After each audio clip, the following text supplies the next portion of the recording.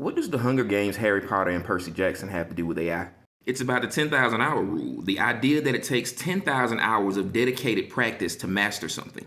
It used to take years of study and practicing and repetition to master something, but AI is now introducing a new paradox. What if mastering something is no longer about time, but how fast you can actually execute? Let's use storytelling as an example. The best stories break patterns while staying consistent. That's why I showed those books and asked that question at the beginning. Let's start with a book in a series I didn't mention at the beginning of the video, Twilight.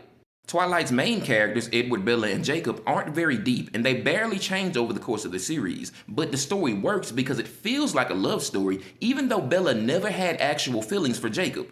Now let's look at the Hunger Games.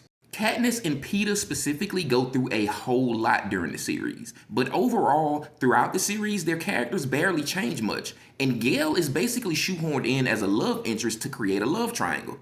But the thing that makes the Hunger Games work is because the world feels real and lived in, and the actions the characters take have real consequences for them. Percy Jackson.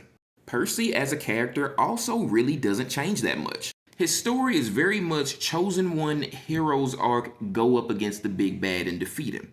But it works honestly mostly because it's mythology mixed with the modern world. It's basically an instant immersion. But the real lesson in all of those is that execution matters more than perfection. Now Harry Potter. Throughout the series, we get to see Harry, Ron, and Hermione grow up. They do actually change as characters. But it's mainly due to one reason only, something I call the Snape effect. One chapter in each book is all it took. In every single book, one chapter changes everything that happened before it. Then you get to the final novel, The Deathly Hallows, and Snape's real motives were revealed. That changed the entire Harry Potter story.